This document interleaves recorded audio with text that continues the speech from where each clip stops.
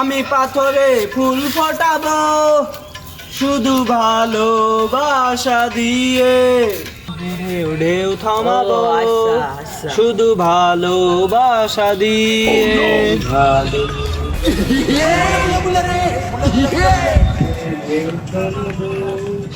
শুধু ভালো।